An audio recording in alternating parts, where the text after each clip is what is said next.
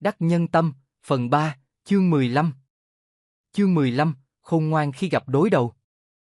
Nói quá nhiều về mình là thói quen của hầu hết mọi người khi tìm cách thuyết phục người khác theo cách suy nghĩ của mình.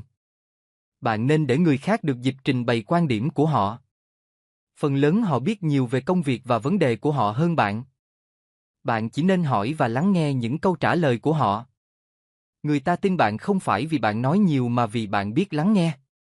Và, sự chín chắn bắt đầu khi bạn biết quan tâm đến những vấn đề của người khác hơn là quan tâm đến những rắc rối của bản thân mình. Nếu không tán thành ai đó thì có thể bạn lại có khuynh hướng ngắt lời họ. Bạn cũng đừng nên làm thế.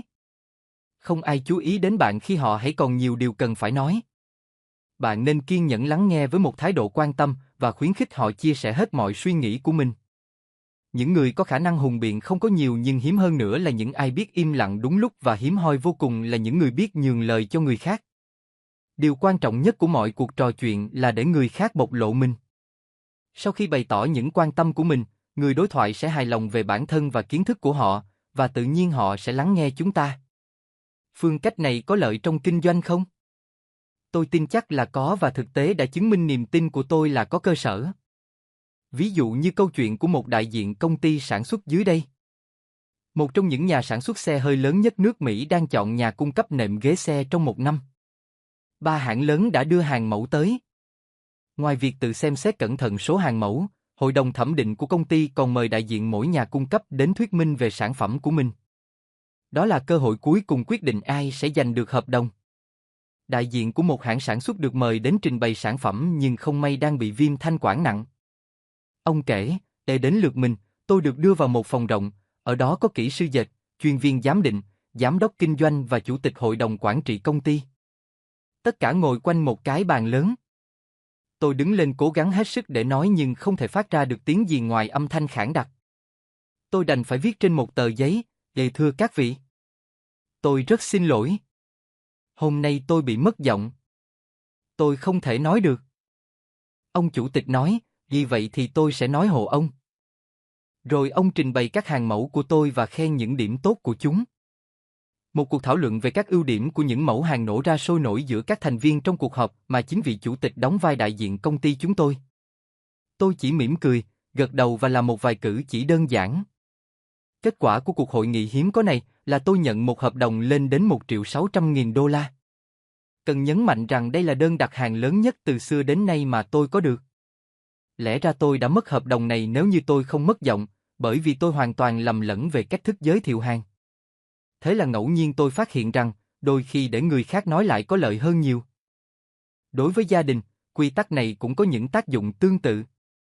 Quan hệ của bà Barbara Wilson và cô con gái Lori ngày một tệ đi nhanh chóng. Lori trước đây vốn là một cô bé điềm đạm, ân cần, nay bỗng dưng trở nên ngỗ nghịch, lì lợm và hay chống đối. Bà Wilson đã dùng mọi phương cách thuyết phục, đe dọa và trừng phạt cô nhưng đều không có kết quả. Bà kể lại trong một buổi học của chúng tôi. Một hôm Lori đi thăm cô bạn của mình bất chấp sự ngăn cấm của tôi. Khi nó quay về, tôi định mắng nó như hàng trăm lần trước, nhưng tôi không còn hơi sức để làm thế nữa. Tôi chỉ nhìn nó và buồn bã nói, Lori này, tại sao con lại làm thế hả con? Lori nhận ra tình cảm của tôi và điềm nhiên hỏi lại, thưa mẹ, có thực sự là mẹ muốn biết không? Tôi gật đầu và Lori bắt đầu tâm sự với tôi. Lúc đầu, con bé còn ngần ngại nhưng sau đó nó nói hết những suy nghĩ của mình. Tôi chưa bao giờ thực sự lắng nghe cháu. Lúc nào tôi cũng bảo nó phải làm cái này hay không được làm cái kia.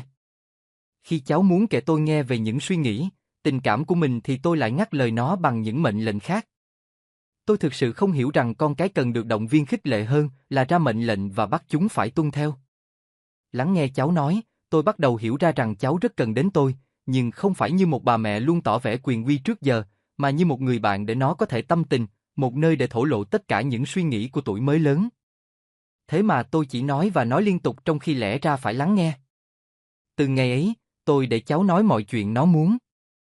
Nó kể tôi nghe những điều nó đang trăn trở, những chuyện đang diễn ra trong tâm tư của nó.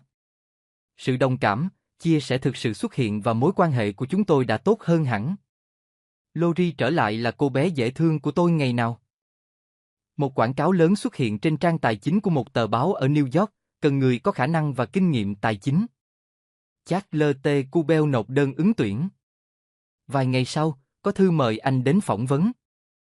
Trước khi đến, Charles T. Kubel bỏ ra nhiều giờ để tìm kiếm mọi thông tin về người đã dựng lên cơ nghiệp đó.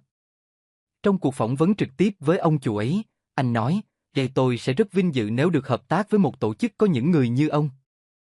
Tôi rất ngưỡng mộ khi được biết rằng cách đây 28 năm ông đã bắt đầu sự nghiệp khi không có gì hết ngoài một văn phòng nhỏ và một người thư ký. Có phải thế không thưa ông?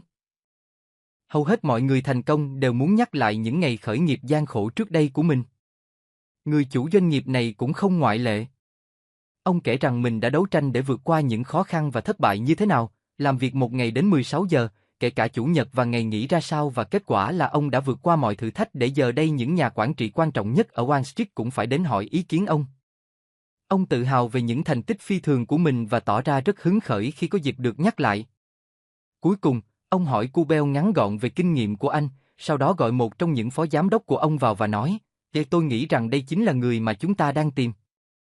Charles T. Kubel đã chịu khó tìm hiểu thành tích của ông chủ tương lai của mình và khuyến khích ông ấy bộc bạch chuyện đời mình. Chính vì vậy Kubel đã tạo nên một ấn tượng rất hiệu quả. La Rochefoucauld, một triết gia Pháp, nói, lời muốn có kẻ thù thì hãy tự đề cao mình, còn muốn có bạn thì hãy đặt mình thấp hơn họ. Thua ta thì khinh, hơn ta thì ghét. Đố kỵ là một trong những tính xấu của con người, nó luôn tiềm ẩn và chực chờ sinh sôi nảy nở. Có lẽ, chẳng ai trong chúng ta muốn tạo môi trường cho nó phát triển.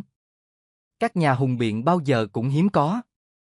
Nhưng hiếm hơn nữa là những người biết im lặng đúng lúc, và càng quý hơn là những ai biết nhường lời cho kẻ khác. M.F. Salvador. Kẻ nào muốn lãnh đạo mọi người, hãy biết đứng đằng sau và phụng sự mọi người. Shiny Mark. Tỏ ra hơn người, người sẽ thành kẻ thù của ta. Biết nhiều người sẽ trở thành bạn ta. La Rochefoucauld.